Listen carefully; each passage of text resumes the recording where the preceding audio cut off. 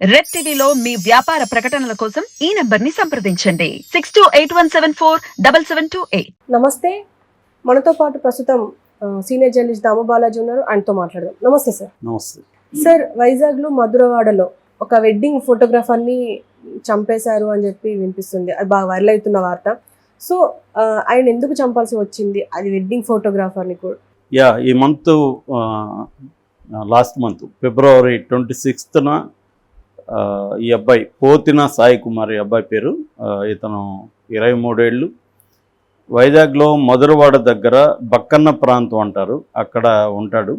ఇతను మామూలుగా wedding photographies కావచ్చు, ఈవెంట్ ఏదైనా ఎనీ ఈవెంట్ ఉన్నా ఫోటోగ్రఫీ చేస్తుంటాడు. వేరే దూర ప్రాంతాలకు కూడా వెళ్ళి చేస్తాడు అన్నమాట. సో ఇతను 26న ఒక అంబేద్కర్ కోనసీమ దగ్గర ఉన్న రావులపాలెం అనే విలేజ్కి వెళ్తున్నానని వాళ్ళ ఇంట్లో చెప్పాడు. వెళ్ళిన తర్వాత తను ప్రయాణిస్తున్న కారు ఫోటో కూడా వాళ్ళ ఇంట్లో వాళ్ళకి ఫోటో తీసి పంపించాడు. వాళ్ళు మామూలుగా క్యాజువల్గా అనుకున్నారు. దాని తర్వాత తను రాలేదు, అందుకే ఫోన్ స్విచ్ ఆఫ్ వస్తుంది. సో వాళ్ళకి ఇతను ఎక్కడికి పోయారు, ఇతను క్లయింట్స్ ఎవరు అవేమి కూడా ఇంట్లో వాళ్ళకి తెలియదు. ఎందుకంటే రెగ్యులర్గా వెళ్తుంటాడు కాబట్టి క్లయింట్లు ఎవరు ఏందని పట్టించుకోరు. కానీ ఇతను రాకపోయేసరికి వాళ్ళకి డౌట్ వచ్చింది, ఫోను స్విచ్ ఆఫ్ అయింది.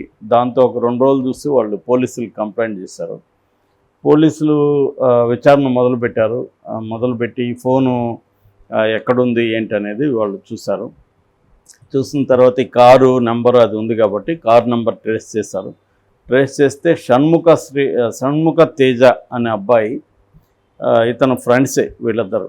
ఈ పోతిన సాయి కుమారు, షణ్ముఖ తేజ్ ఇద్దరు ఫ్రెండ్సే. అది వాళ్ళ ఇంట్లో వాళ్ళు కూడా కన్ఫర్మ్ చేశారు తర్వాత. దాంతో పోలీసులు అతను పట్టుకొని మామూలుగా పోలీసులు చేసే పద్ధతిలో అతన్ని టార్చర్ చేసినట్టున్నారు. దాంతో అతను మొత్తం కన్ఫెస్ అయ్యాడు. ఆ కన్ఫెషన్ ప్రకారం ఏంటంటే, ఇతన్ని ఒక వెడ్డింగ్ ఈవెంట్ ఉంది, నువ్వు రావాలి అని చెప్పారు. అతను వచ్చినాక అతన్ని రాజమండ్రి నుంచి కారులో పికప్ చేసుకెళ్ళారు. బట్ అతనికి ఎందుకో డౌట్ వచ్చినట్టు ఉంది, సంథింగ్. మామూలుగా అయితే ఫోటోలు పెట్టాడు, కానీ ఇతను కారు ఫోటో తీసి పెట్టాడని చెప్తున్నారు ఇంట్లో వాళ్ళు. ఫోటో నిజానికి అదే పట్టించింది. అది లేకపోయినా కూడా పట్టుకుని ఉండేవాళ్ళు, కానీ కష్టమైండేది, ఇది ఈజీగా పట్టించింది. సో అబ్బాయికి ఎక్కడో ముందే డౌట్ వచ్చినట్టుగా కనిపిస్తుంది. ఏదేమైనా అతన్ని తీసుకెళ్ళి వీళ్ళు చంపేసి అతన్ని కడియం లంక దగ్గర పూడ్చిపెట్టారని చెప్తున్నారు షణ్ముఖ తేజ అండ్ ఇంకొక ఫ్రెండ్. సో వాళ్ళు ఎందుకు చేశారో, అతని మీద ఏమన్నా పగుందా ఏంటన్నప్పుడు అదేం లేదు, అతని దగ్గర 10 లక్షల మోడర్న్ కెమెరా ఉంది, ఆ కెమెరా కోసమే చంపామని చెప్తున్నారు. సో వాళ్ళని ఇద్దరిని అరెస్ట్ చేసి కోర్టులో పెట్టారు. So Vizag CP Ravishankar press మీట్లో డీటెయిల్స్ చెప్పాడు.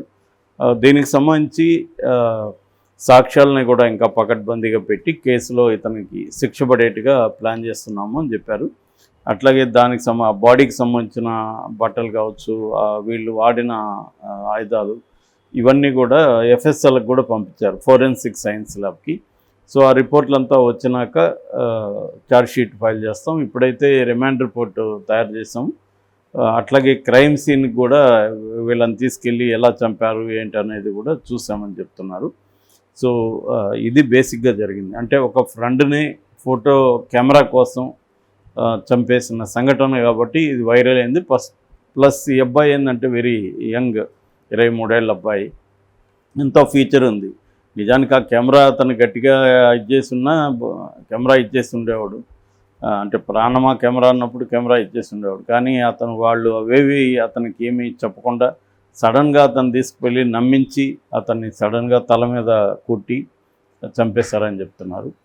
సో ఈ సంఘటనని మనం చూస్తే మామూలుగా ఆ మధ్య వైట్ ఎలిఫెంట్ అనే ఒక నవల వచ్చింది. ఆ నవల్లో ఏంటంటే, ఒక డ్రైవరు తన యజమానులని చంపేసి వాళ్ళ డబ్బులు తీసుకొని వెళ్ళి అతను లైఫ్లో బాగా ఎదుగుతాడనమాట. అది బేసిక్గా నవల. దానికి బుకర్ ప్రైజ్ కూడా వచ్చింది.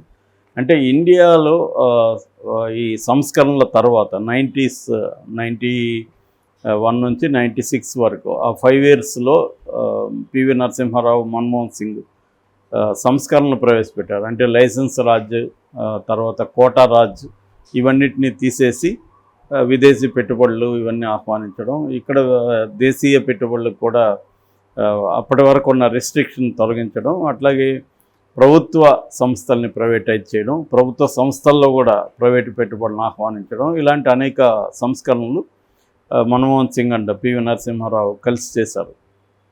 దాని తర్వాత అనేక మార్పులు వచ్చాయి. ఈ మార్పుల వల్ల ఏమైందంటే ఇండియాలో కూడా పెద్ద ఎత్తున కన్జ్యూమరిజం అనేది పెరిగింది. అంటే వస్తువులు వ్యామోహం పెరగడం, షాపులు విపరీతంగా పెరగడం. సో దీనివల్ల ఎంత డబ్బులు ఉన్నా సరిపోవట్లేదు. నిన్నెవరో ఒక ఫ్యామిలీ రీల్స్ పెట్టారు. అతను తండ్రి ఏదో చిన్న వస్తువు కొనుక్కోవడం, 90 రూపాయల వస్తువు కొనుక్కోవడం కోసం 500 ఇస్తే వాడు రిటర్న్గా కొడుకు ఇవ్వడం అనమాట. ఇవ్వకపోతే ఏం చేసేవారు అంటే ఖర్చు పెట్టామంటే 500 ఎట్లా ఖర్చు పెట్టామంటే 5,000 ఇవ్వు, 2 నిమిషాలు ఖర్చు పెట్టి చూపిస్తానంటాడు. సో అంటే అర్థం ఏంటి, ఇవాళ ఎంత డబ్బులైనా ఖర్చు పెట్టచ్చు. నాకు బాగా గుర్తు, ఒకసారి bill gates first time India వచ్చినప్పుడు ఇక్కడ ఒక 10% ఆఫ్ పాపులేషన్ చాలా అల్ట్రా రిచ్గా బతుకుతున్నారు, ఒక ఫిష్ 900-1000 రూపాయలు పెట్టి ఫిష్ తింటున్నారు, ఇలాగా అప్పుడు చెప్పాడు.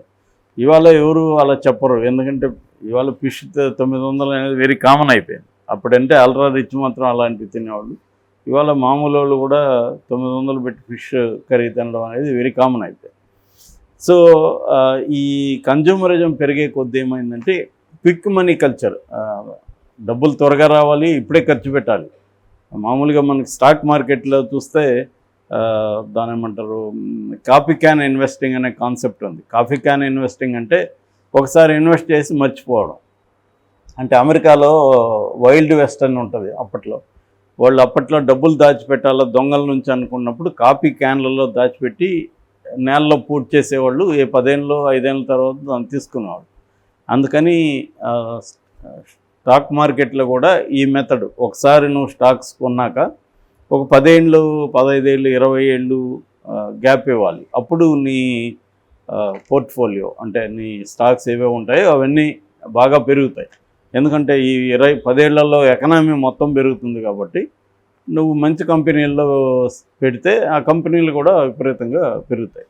ఇది కాపీ క్యాన్ ఇన్వెస్టింగ్ అంటే దీర్ఘకాలిక పెట్టుబడి. ఇవాళ మనుషులకి ఏంటంటే ఇటువంటి నేచర్ లేదు, త్వరగా కావాలి. అందుకనే ట్రేడింగ్ విపరీతంగా పెరిగింది. ఏ రోజుకి ఆ రోజు డబ్బులు సంపాదించాలి. కానీ ట్రేడింగ్లో 2% సక్సెస్ రేట్ ఉంటుంది, మిగతా 95% లూజర్సే ఉంటారు. సో దానివల్ల క్రైమ్ కూడా మనకి ఈ మర్డర్ ఫర్ గెయిన్ అంటారు దీన్ని. అంటే ఏదో ఒక లాభం కోసం హత్య చేయడం. ఈ మర్డర్ ఫర్ గెయిన్ అనే క్రైము ఇండియాలో విపరీతంగా పెరిగిందన్నమాట. అంటే డబ్బుల కోసం చంపేయడం. ఈ మధ్యకాలంలో నేను గమనిస్తున్నది ఏంటంటే ఇన్సూరెన్స్ కోసం హత్యలు బాగా పెరుగుతున్నాయి ఇండియాలో.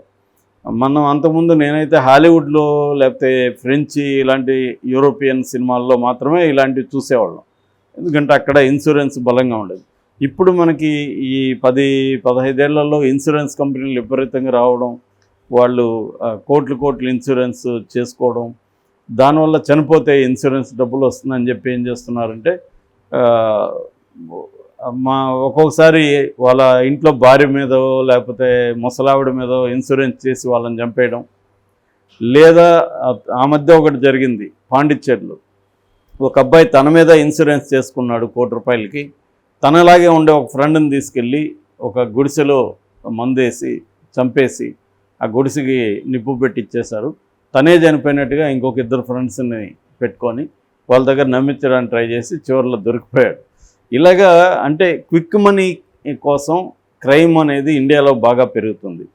సో అది ఒక్కొక్కసారి ఏమవుతుందంటే కేవలం 100ల కోసం కూడా చంపే. ఆ మధ్య ఢిల్లీలో ఇలాగే 300 కోసం ఒక అబ్బాయి అన్నోన్ గై ఇంకొక అతన్ని చంపేశాడు. అలాగా 100ల కోసం 1000 కోసం కూడా చంపేస్తున్న సంఘటనలు మనం బాగా పెరిగాయి ఇండియాలో. ఈ మర్డర్ ఫర్ గెయిన్ అనేది విపరీతంగా పెరిగింది. అందులో భాగంగానే మనం దీన్ని కూడా అర్థం చేసుకోవాలి. ఇది కూడా అటువంటిదే. 10 లక్షల కెమెరా కోసం చంపేశారు. అగైన్ దీనికి నేను కారణాలు చాలాసార్లు చెప్తున్నా. మనకి పట్టుకునే వరకు పోలీస్ వ్యవస్థ బాగుంది, కానీ పట్టుకున్న తర్వాత క్రిమినల్ జస్టిస్ సిస్టమ్ అనేది ఎఫెక్టివ్గా లేదు, వాళ్ళకి శిక్షలు పడడం అది లేదు. ఇప్పుడు ఈ 10 లక్షల్లో వాళ్ళకి 5 లక్షలు ఖర్చు పెట్టుకుంటే బయటకు వచ్చేసే అవకాశాలు ఉన్నాయి. ఇది ప్రూవ్ అయ్యి శిక్ష పడినప్పుడు సంగతి అనేది వాళ్ళకు అనిపిస్తుంది. సో ఆ యాటిట్యూడ్ వల్ల హత్యలు చేసినా కూడా తప్పించుకోవచ్చు అనేది ఒకటి. క్విక్ మనీ కావాలి, ఏం చేసైనా క్విక్ మనీ రావాలి, డబ్బులుంటే నువ్వు ఎలా డబ్బులు సంపాదించావు అనేది ఇవాళ ఎవరు పట్టించుకోవట్లేదు. సో ఆ డబ్బులకే వాల్యూ ఇస్తున్నారు. అందువల్ల ఒకటి డబ్బులు తీసుకొని మోసాలు చేయడం బాగా పెరిగింది, ఐపీఈలు పెట్టేవాళ్ళు బాగా పెరిగారు. రెండోది హత్యలు కూడా బాగా పెరిగాయి. Okay sir, thank you.